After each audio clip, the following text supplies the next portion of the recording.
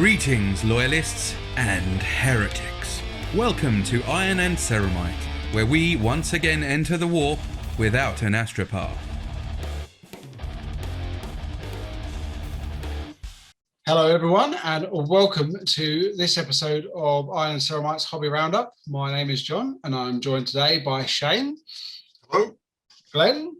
Hello. And Tom. Hi. Hello guys, missed you last time. How you doing? Great. Great to be back. Yeah. Last time it was me, wasn't it? Then it was Dave before that. Yeah. Then it was me again, I think. Well, that's it. We almost had a full house, but Dave's decided to stay at work rather than come and talk to us. Dick. Yeah. He might make it next week. It depends how late he is off tonight. Because we don't record these at the same time. Definitely not. But we have got some sort of big goings on the channel at the minute. If you are following us on Instagram, it will still be going by the time this episode goes out. We have a giveaway going on. Now we say any money that goes into the channel, we will put back, and we thought we'd start big and do a big giveaway rather than the kit bash stuff that we've done. We thought we'd give you away something that's actually going to make an impression in your armies, as you can see by the slides here. So go over to Instagram, find the post, and then enter it. I think all you got to do is make sure you're following us on Instagram, like the post, and then tag some people. We've had over 200 entries already in the first week, so that's not too bad. We've seen a bit of swell from that as well, so it's going well. Yeah, how did we make the money? You might as well tell them, John, how we actually made the money to be able to do this. Yeah. Well, we've got it's our Element Games link, and it might be Glenn may have funded about 80% of this. I would say about half, I think. Yeah, obviously our Element Games. Yeah, of course, I forgot. So if you use the link in our description, and when you're buying your hobby items, and go over to Element Games, and no extra cost to yourself when you get your discounted stuff, we get a little bit of a kickback. And with the kickback we've saved up from various purchases, this is what we've decided to do. Hopefully somebody will win big and paint it up and share the photos with us, and we'll obviously share it on here like we do with the other stuff. Just out of interest, who would pick what, starting with you, John? Based on coolness of model, I would go for the Avatar, but based on my Ultramarine army, I'd obviously pick the Thunderhawk, but Avatar. Yeah, it's not Thunderhawk. Stormhawk. There you go. There you go. Yeah, I think I'd take the Kane as well. I've already got the Stormhawk, so I'm pretty sure I know what Dave would take. Although, has he got one of them, the bottom right thing? Yeah, he's got one. Got one of them. He'd probably take two, though. Yeah. I think he'd be happy with the second one. I'd actually take the Tyranid. I really like the Tyranid model. Oh, really? Yeah, no, it's I mean, I could take the Marine Flyer, the Stormhawk, because I don't have one, but from model coolness, I actually really like that Tyranid model. Yeah, same for me. No one wants the. You don't want the Orcs, Tom, for a base? No, I mean, look, I don't actually like them mega armored knobs, are they, or whatever they're called? Yeah.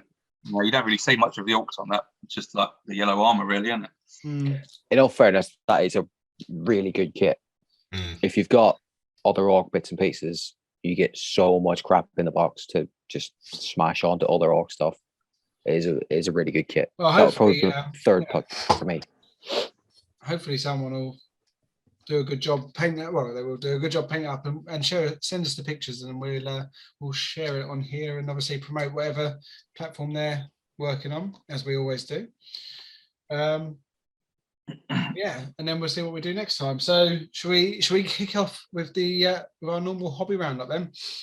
Let's kick off. Kick off. Right, Shane, we'll start with you then, mate. Oh yes, the Primaris Librarian. I can't remember the name I gave this guy. I did when he's on my Instagram. I did give him a name and a little backstory. Was it Robert? Yes, Robert the Wolfie Librarian. No, I can't remember for sure. But yeah, it's the Primaris librarian you get in the Imperium magazine. So it's going around to the one that's in the camo cloak, so he can deploy further afield. And then in an attempt to make him slightly more wolfy, I just made a few minor changes. So added a wolf tail as per to his belt, a rune around his neck instead of the standard pendant that it came with, and then I swapped out the force sword for what I'm calling a frost axe. So I mean, obviously it'll be as per the data sheet it is on tabletop, but just a bit more in keeping with Fenrisian custom to take a big frost axe rather than a force sword. I gave him a rune on his knee as well. That means that's a rune that means warrior, I believe. I had to look it up just to be sure, but I thought I'd try and keep it as authentic as possible, and then tried to do a camo effect on the actual cloak itself rather than painting the digital squares. I got a sponge out, or a tiny bit of sponge, and taped it to the end of a paintbrush handle and tried to dab it on there with black first of all, and then Fenrisian grey, which is the lightest Fenrisian colour on top. And because it's based on the cloak itself is the fang as the colour I went for, I thought it worked out okay, not too bad. Some of it looks a bit like he's just got paint on himself rather than camo, but it's not too bad. So overall, quite happy about it, and it didn't take me long as well, which was nice. So yeah, I was relatively pleased with how it came out. Where did you look up the rune? Because I'm pretty sure I've seen that before, and I think it means up.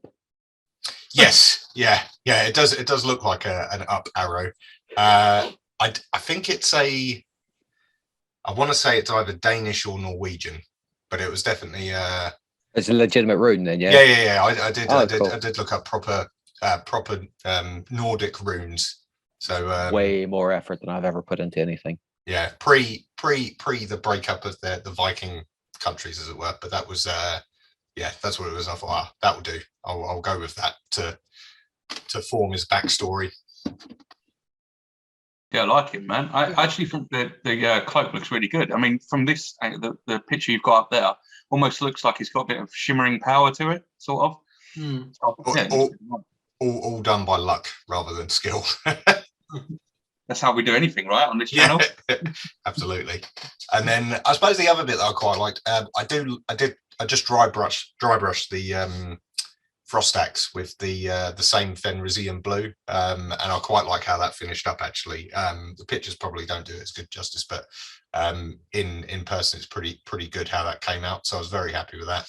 Quite happy as well that I was able to get the force sword out and the axe in without it looking too janky. It does look pretty close to being part of the miniature. So yeah, I was quite happy with my effort. Yeah, it's pretty straight, I must admit. Yeah, it took a while. A lot of times when I swap out weapons, especially if you're cutting off with the hand, it's so difficult to get the angle just right of so many wibbly swords and stuff. Yeah, it was, and the other bit that was a bit of a pain was the transfer on the shoulder pad. So I didn't quite get it right because there should be less of the wolf's head visible. But I was late and I was like, that'll do. So it did the job. But you can see, like the in the picture on the right hand side, it looks a bit more like paint splatter as opposed to camo effect. But that's just how it hit on the sort of the fold in the cloak. But overall, yeah, for a go at a new technique, I'll take it. No, that's good. It made me feel bad about just leaving mine grey. I know. I thought it looked pretty good. It was an easy effect to do. Like if I ever get any of the what are they? They're not Inceptors. What are the guys in the Primaris guys in the cloaks? What are they called? They're the sniper ones. I think. Tommy, yeah. If I ever do any of them, then I'll give this technique another go rather than maybe the digital bits and pieces. But well, yeah, that's if I ever get any of them. I don't know. I've looked it up. His name, Shane, is Fenrir Skyweird. That's it, Fenrir Skyweird. Is that just something you come up with, or did you use one of the name generators? No, I came up that one with myself. Yeah, that was all my own work. Nice. So Fenrir, I think that meant it's something to do with like it's Traveller of the Fens. So obviously, you know, fields and bogs and all that sort of stuff. And then Skyward, I was trying to come up with something that was going to be something to do with clouds, or, you know, because the Space Wolves are the Sky Warriors on Fenris. But I couldn't find, because surprisingly enough, Proto Danish and Norwegian language was not particularly known for its large vocab, so a lot of things were very similar, so that's why it ended up being Skyward. It's the only model obviously you've sent in. What's on your work in progress desk at the moment? So I could see him right in front of me now. I've got the 4 Finecast models that I ordered a couple of the last runs. So the Grey Hunter with standard, the space what's its name, the Rune Priest in Terminator armor, and then Aryak Rockfist and Lucas the Trickster. So they're all on the work in progress right now. I only need to finish Arjak this month to keep on my target, because I've painted ahead. So by the end of this month, I need 500 points worth painted, and he's all I need to do. So nice. I've got plenty of time to get him done. He's also, I'm hoping to get a game in with him before the end of the month, because he's one of the last models in 9th edition that still has a free up invulnerable save, which is pretty punchy. So I want to run him out and annoy someone with him. What's he like on the tabletop? What's his stats looking like other than the nice save? High strength, it's classic wolf stuff. High strength, good save. Throws. He's got effectively a thunder hammer and storm shield, but he can throw the thunder hammer. Yeah. So it's very, like, I want to play with him in 9th, because I can't help but feel once we get to 10th, whenever that's going to be, he's going to get nerfed somewhat. It'll be a 4-up invuln at best, and probably won't be able to throw his hammer around like 4, but we will see. How are the casts of the Finecast stuff? Actually, they were all pretty good. I think the Grey Hunter was the worst one, where I had to heat up the standard a little bit to get the pole straight and his axe straight. But otherwise, they weren't too bad. They always take a lot of cleaning up, and even after you've cleaned them up and primed them, that's when you see the bits you missed. And you're like, back to it with the scalpel. But I could do without ever getting any more Finecast, which is why I'm not buying any more Necron characters or anything like that until they're all replaced. But as I said, I wanted Arjak just because he's got that 3-up invuln, and I think he's like one of the last characters that still got it. So we'll see how that goes. It should be obscure enough to avoid any like data slates that come out as well. He's not yet, which is weird. Like, it's not happened. So I'll take it.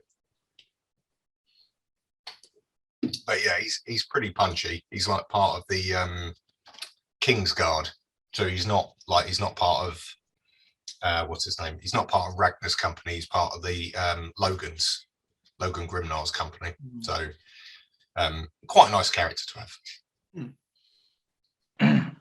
Cool.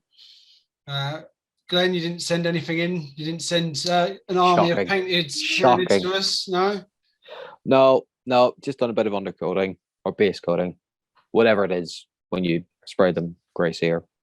If you're going to contrast it, is that an undercoat or is that a base coat? I'm never quite sure.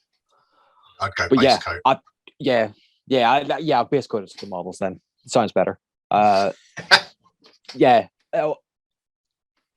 For me, I never generally paint anything like it is on the box. I don't like to do what's established.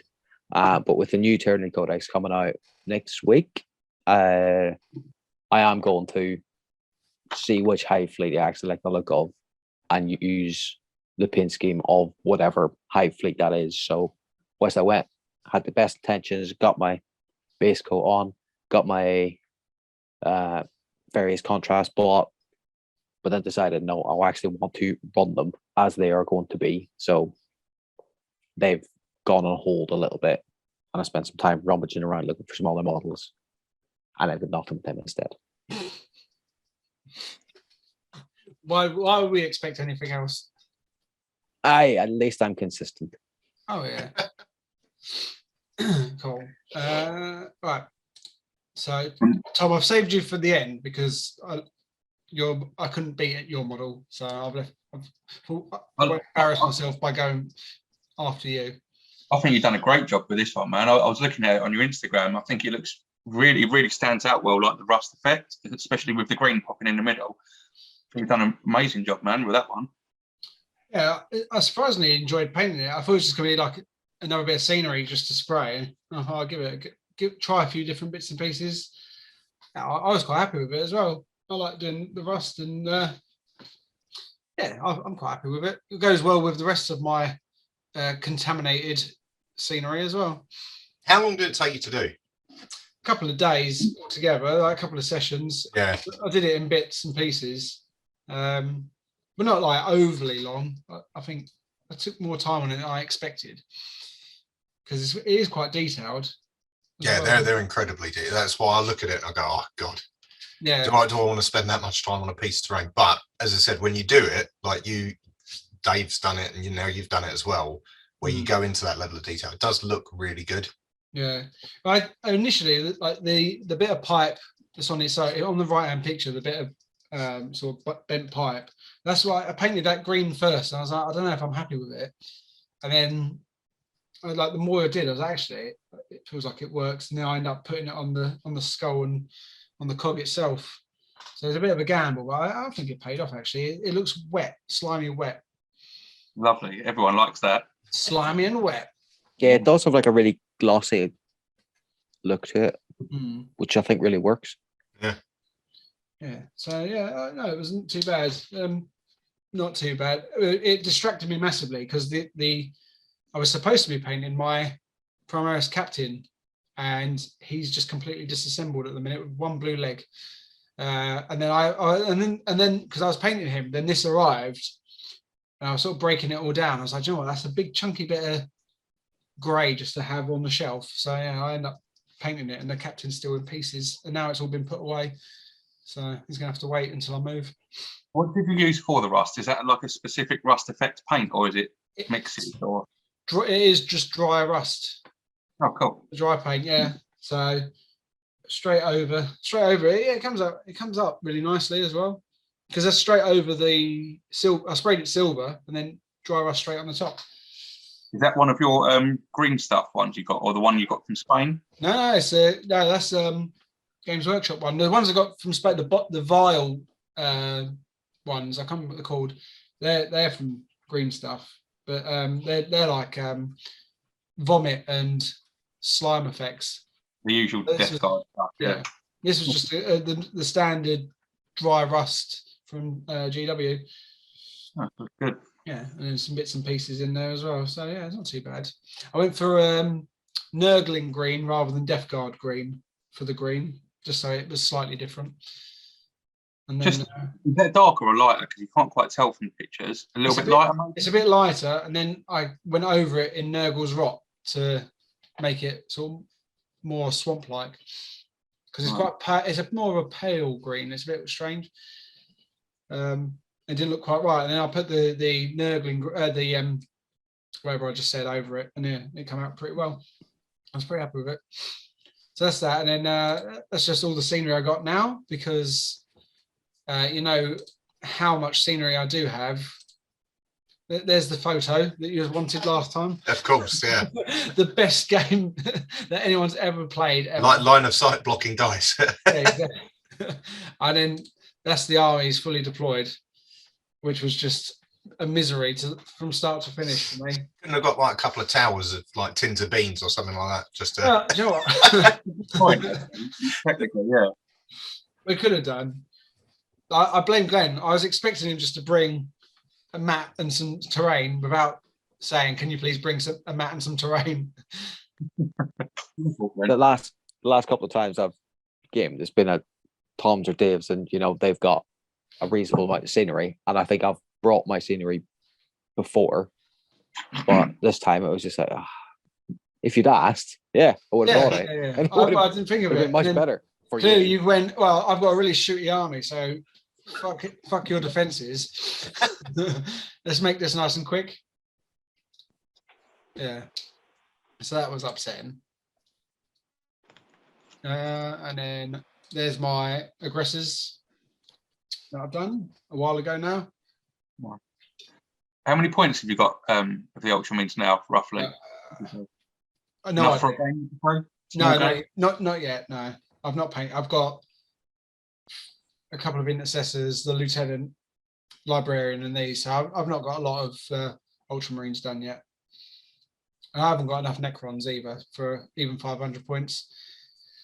So it's all built up. It's all building up around me. I'm swimming in grey plastic. So I can't take another delivery. And then, But you will, though, right? Yeah. I will, like, of course I will. I can't take it, but I will take it.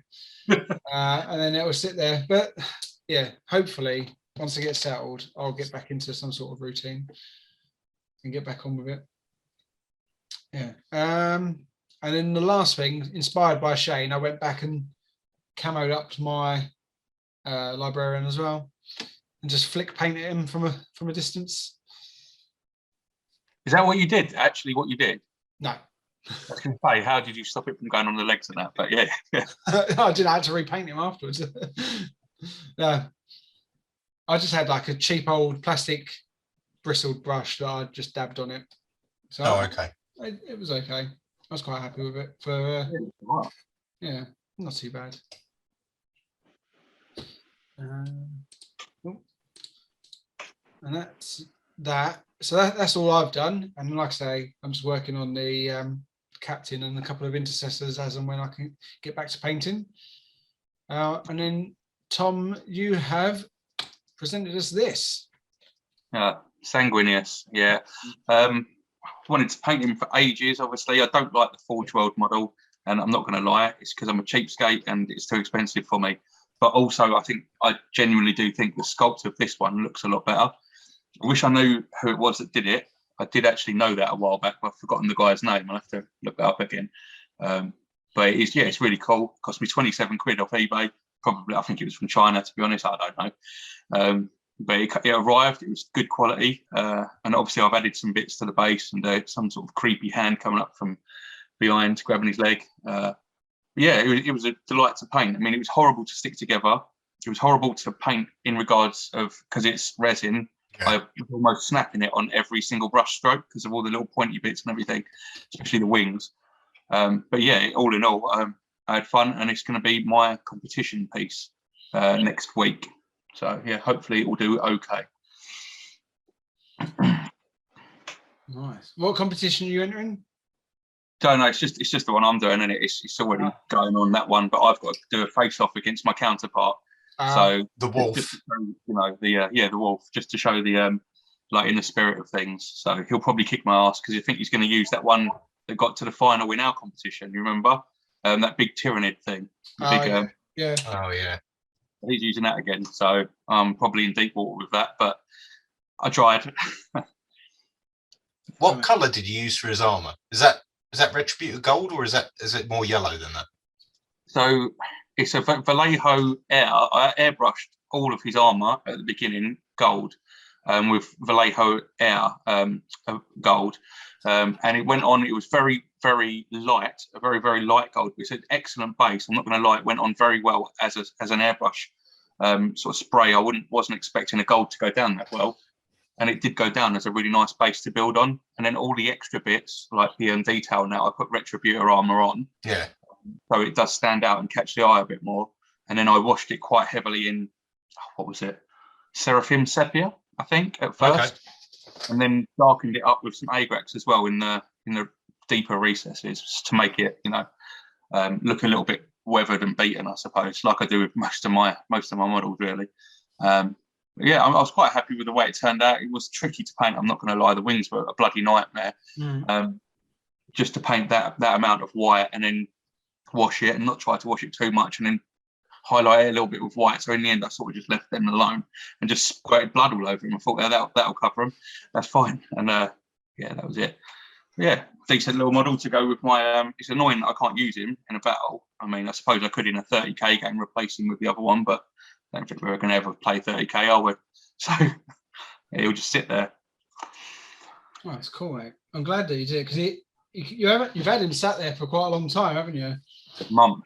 Yeah. Must be nearly a year, or maybe even a year. Yeah. Yeah, definitely a long time.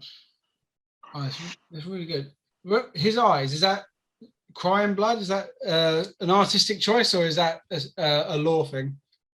No, in the picture that I've got in my room of Sanguinius, that he's crying blood through it, but he's not crying. It's sort of like, I'm assuming when he got to Terra, and obviously everything that's going on with Horus and all the different demons and all the psychic powers that must have been swirling around in the air. And he's, of course, a psycho himself. So there's a possibility that, you know, with that interference, maybe he's just under such pressure that his blood is squirting out of his eyes. I mean, any excuse really. But yeah, like I say, the picture that I've got, his blood's coming out of his eyes, so I thought, I'll do it. Oh, it's cool. And then there's some close-ups there.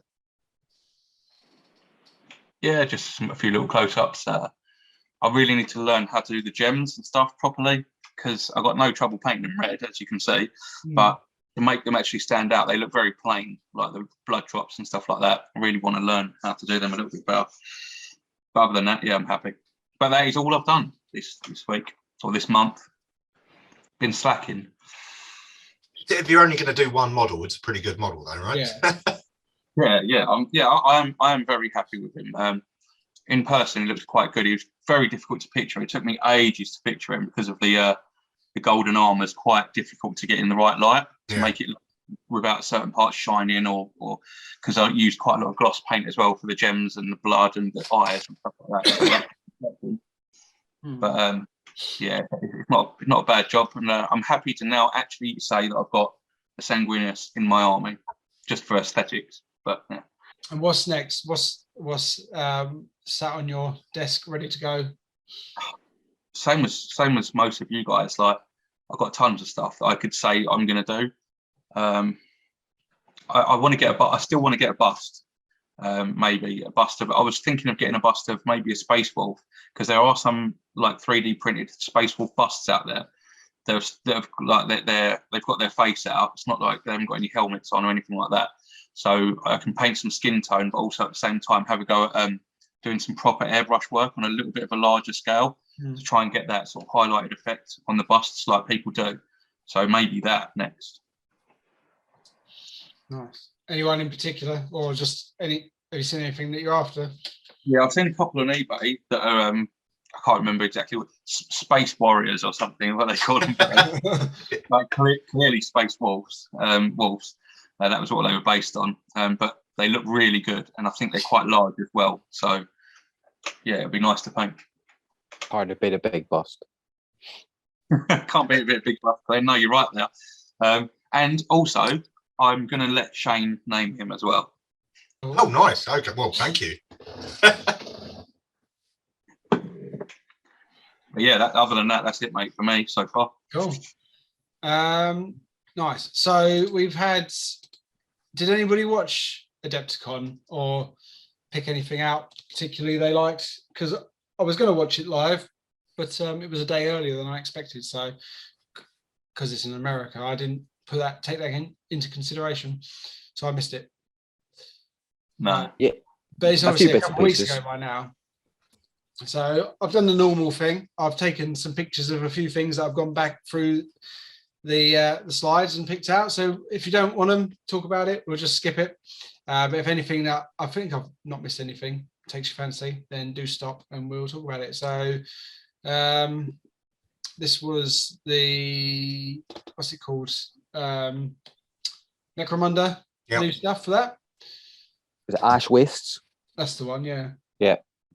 And they had some, like, I think they was excited saying that vehicles would come into it, because it's obviously all been in the city before. So you've got all been in the hive. I always like the terrain kits they do with the box sets of Necromunda. They've always been pretty good. Yeah, it's it's cool. I like the weird bug things that they're riding around on. They're like living AT-ATs, or little ones like those. Yeah, I must say, to see it. Some of the Necromunda stuff they're bringing out now is just batshit crazy. Yeah. It used to just be like gangers. different gangers with a variety of guns. Now they've got all kinds of weird shit, and I don't know how I feel about it, but I intimidated is and what I mean by that for me is that whereas before I've always been on the edge, like I've got my old box set, I've got the old gangs sitting in there, like the old lead ones from back in the day, and I'm like, oh, maybe I'll get them out, maybe I'll paint them up, and maybe I'll chance my arm and give it a go, see if anyone will give me a game. Now it's feeling like there's so much more to it. I'm like, no, they're just going to stay in there until I've got nothing else to do. Yeah. I don't have enough headspace to get into another system that's this deep. yeah, because with it's like whenever they release the Necromunda equivalent of a codex, it brings in a whole lot more shit. Yeah, like that's gameplay stuff, rule stuff, and now they're doing this, and that's bringing in vehicles and people riding around on giant gribbly things, and it's just an awful lot in there now. Yeah, it looks amazing, but yeah, there's just too much stuff going on. Yeah, I think if they wanted to do vehicles and ash wastes and stuff like that, they should have just done a new Gorka Marka. Gorka Marka, yeah, that Bring would be Gorka Marka back, yeah, and keep them separate. But what else was it? So then the Underworlds. It was the only really picture I could find. Tom, are you looking at Underworlds? Was that you? Yeah. So I got a few things to talk about in the pod later on. Yeah. Nothing major. I was having a bit of a look at Underworlds. It seems like a really decent game, to be honest. It's quite a small game. There's not. I think it's around about 40-45 minutes once you know the rules to play to get through a game. And it seems like a really interesting game to play. Actually, it's a lot more in depth. I don't think it's as in depth of Necromunda. People say Necromunda's really in depth now, so it's not like that. But there are quite. It's a board game, but also a card game as well. Really, you have to have a deck of cards to go with it. But yeah, I'm quite interested in getting started and having a few games of that. I know Glenn is as well, maybe with his war bands that he's bought, stroke found, stroke whatever he's done. Yeah. I didn't actually see the announcement for that, so I don't know what they announced. No, I have no idea what it was. I'm sure would one of the assume- others have seen it. I would assume because it's a Sorcerer. Adepticon, it's quite big, so it might be the next season, basically. Because I think they're on Harrow Deep. Yeah, it is Harrow Deep at the moment. Yeah, so it might have been the announcement of the new season, or it might just have been a couple of new war bands. I completely didn't see that. Fair enough. Cool. So then the Chaos Knights are getting some new models and a new codex. Oh, they're cool, aren't they are cool. Yeah, they're amazing looking. Horrific to paint, though. Horrific to paint. Anything Chaos is horrific to paint by the looks of it. Look at all that trim. They don't look as trim heavy as the Chaos Space Marines, though. Still up there, but not as small detail. Yeah, but you look at them and then you just turn them around a little bit. And it's like, oh, there's a spike there, and there's a tentacle there, and a bit of tube in there, and and amazing looking model. So now they got birds roosting on them as well. Jesus Christ! That's a strange choice for 40k. They are like very cool. I do like the fact the Knights. Well, I said it's going to be interesting to see what the Knights Codex all looks like for both sides, but they are nice models for Chaos Knights players. Yeah, definitely, they are cool. I think, and then just Knights in general they're both getting codexes, aren't they? Yeah. Another army for Dave to buy and collect and thrash us with. Blood Bowl pigs with barrels, Glenn, for you? That's to go along with the Norse team they announced. That's a team that is very, very popular with the Blood Bowl community, but they didn't have a plastic team and hadn't done for ever. You used to have to kit bash them. There was a very, very old metal team. I remember having it because but you had to order it from the old magazine. Like you actually had to call them up and get it ordered.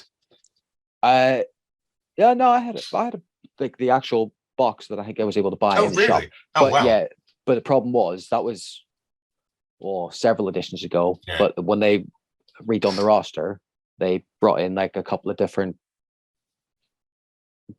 members in the team, so there wasn't models for them.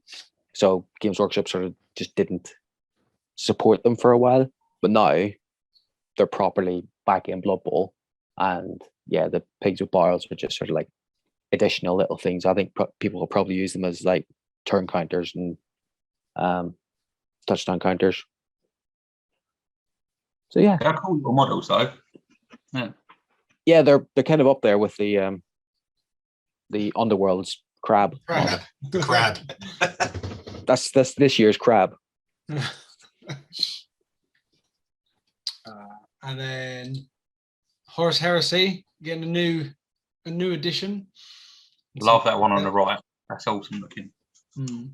I'm really interested in this because Horus Heresy game was done by Forge World, and it was run on, I want to say, 7th edition rules. It was indeed, yeah. It was before they simplified it down to 8. So the old everything, like vehicles had different profiles depending on which side you were hitting them and all that jazz.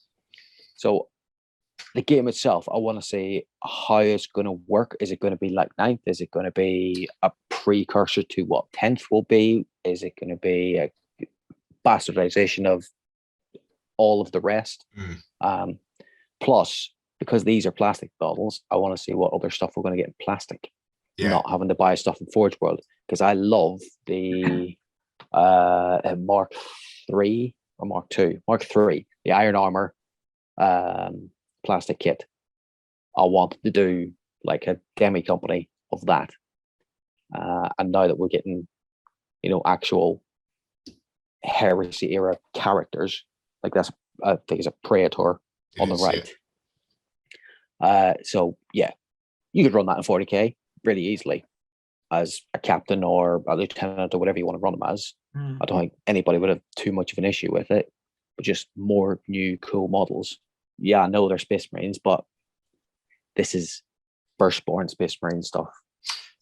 Plastic beaky kit is quite interesting. I had a mad conspiracy moment earlier the other day, and I was like, do I put this in the group?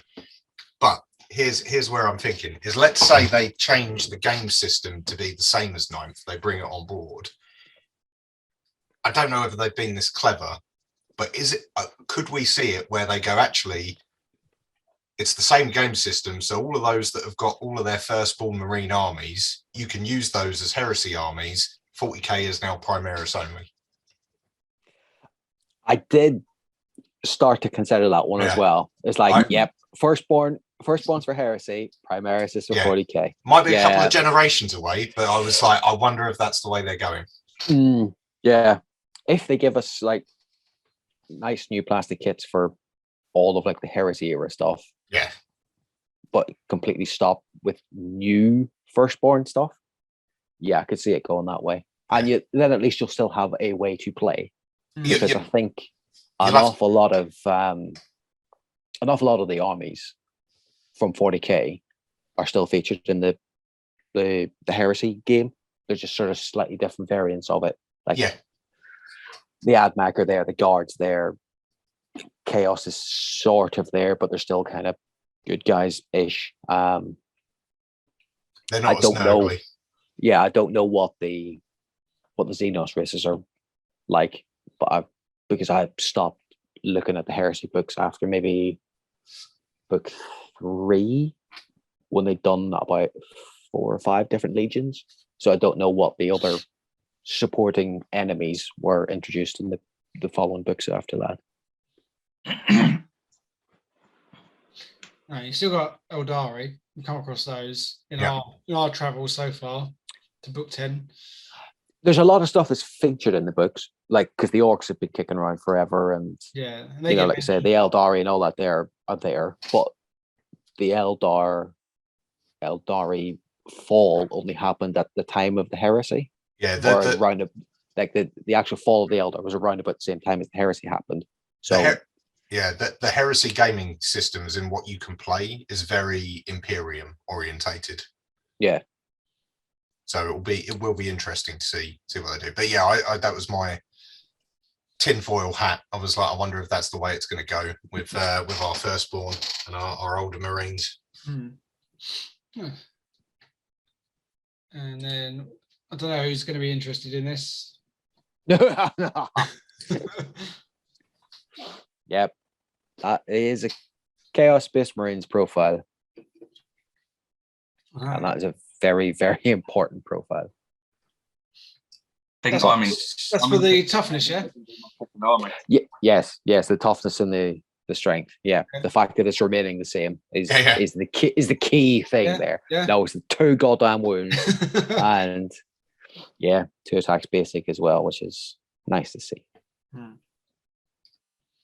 And then who enjoyed April Fools?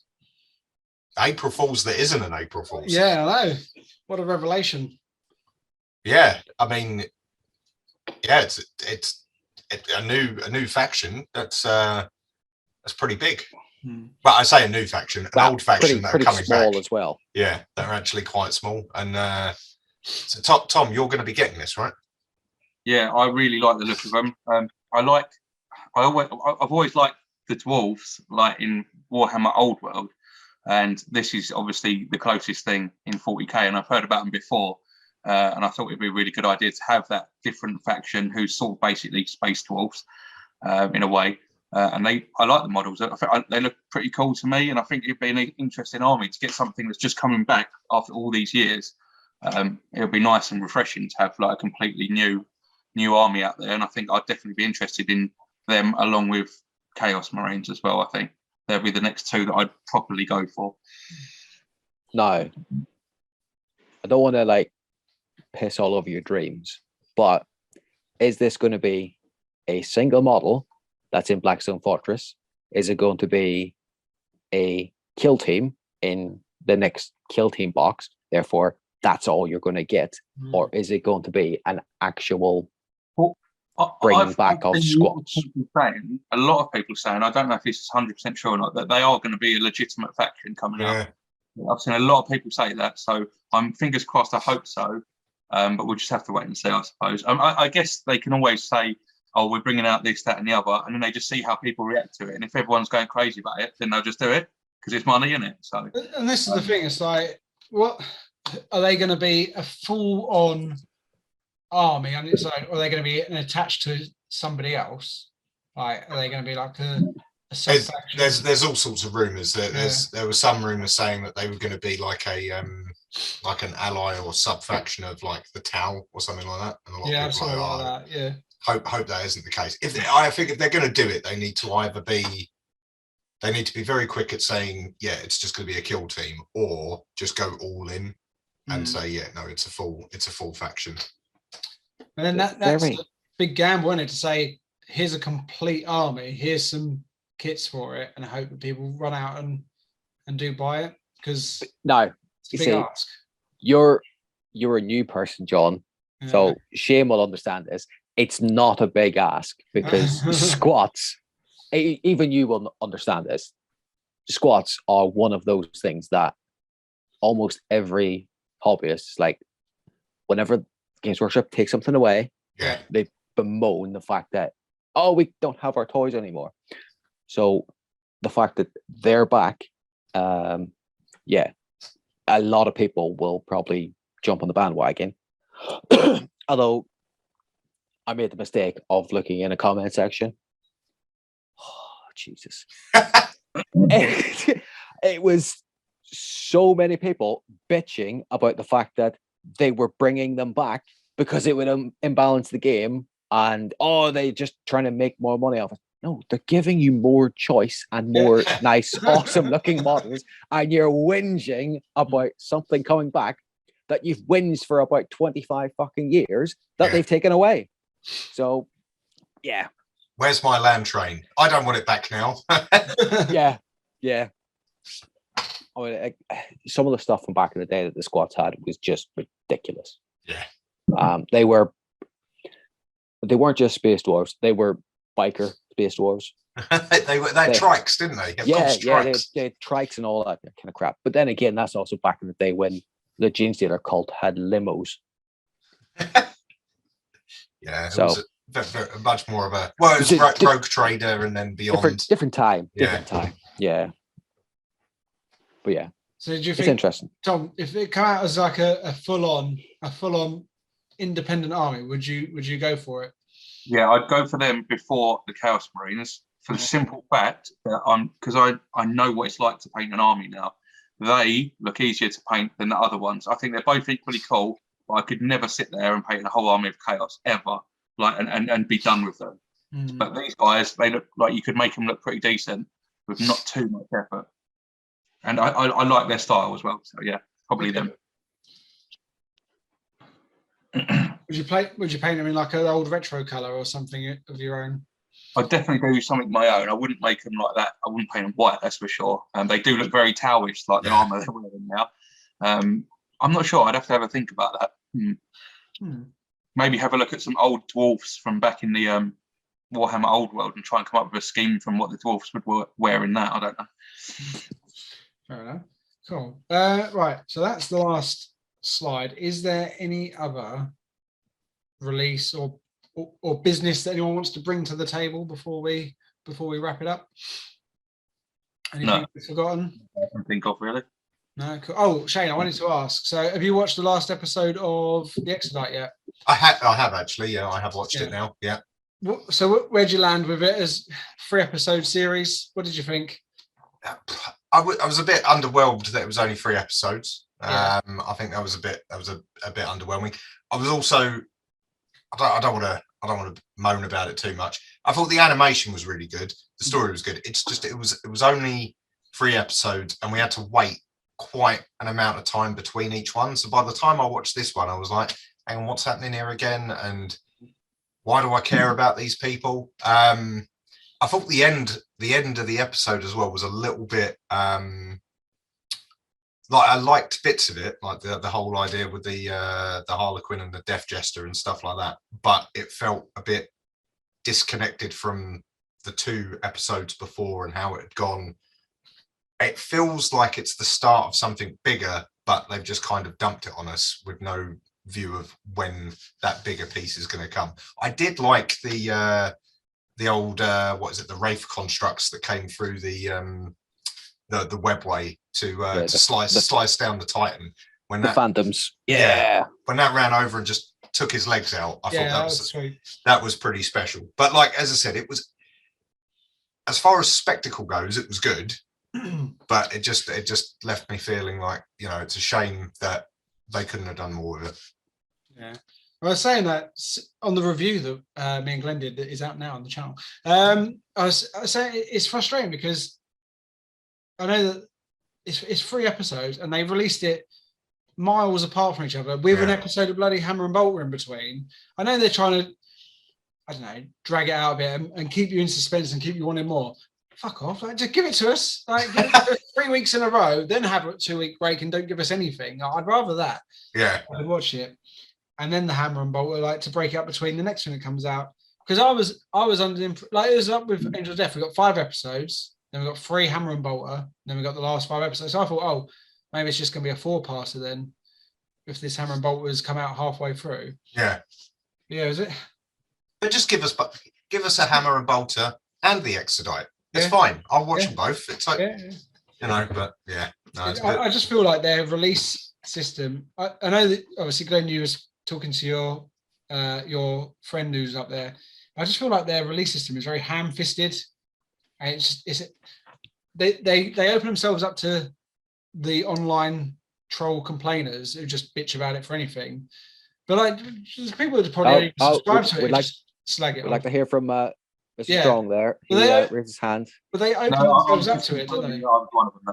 Oh yeah. Yeah. And I just think even if you went fine, don't even tell us it's a 3-part. Release it 1, 2, 3. Yeah. Okay, that was good. Right, what's next? I think they would actually serve them better if they broke down the releases into a more because like I say, it's a bit slapdash in a minute. So it's a monthly subscription thing. So why don't they just go, right, first week of the month, here's your animations. Second week of the month, here's your battle reports. Third week of the month, here's your lore master. Fourth week of the month, whatever other random shit they do. And so, all your animations that you're going to get this month is boom, because we go from Wednesday to Wednesday and sort of go, shit, there's nothing for us to talk about this week. There's nothing for us to watch or review or whatever it is. So it is a little bit frustrating. But yeah, I would like to see it a bit more structured. Yeah. But like we said on the podcast, it was like, I wasn't a huge fan of the first 2 episodes. Yeah. I think I made that pretty clear on the other reviews, but I really enjoyed the 3rd episode. And like Shane said, it did feel like it was building into something. Yeah. So hopefully we get series 2, or it's not the Exodite, it's the Death Jester, or it's whatever that guy's gone on to become. Or maybe we see that. I don't really want to see the tie in Comrath, because I didn't give a shit about the tie. No, I know the story was the Exodite, so you should be caring about the Eldar, but yeah, the tie were just, I don't know if it's just the fact that they were quite faceless and quite meh. Yeah, I didn't really care. It was entertaining watching them die, but I wanted to see more of the Eldar. No, but yeah, like I say, it was good to that point. Just be a bit more coherent with your releases, and we'll be a little bit happier. Yeah, but I suppose there's other things to moan about. So that's the end of our hobby roundup. If you go over to our Instagram, don't forget we've got a competition running over there, or a giveaway rather, going on over there, which is open till the end of April. Click on the link in our bio for our link tree, which will open up all of these options that you can see in front of you. So if you're listening, Facebook, Twitter, if you're here on YouTube, yes, thank you. All the different places you can get the podcast, our Twitch, which is full of cobwebs. Patreon is full of cobwebs. Element Games, use that because that helped us fund the competition, and combat cards as well. All the links to all the different things that we're doing can be found there. And I'll say that's Exterminatus for this week.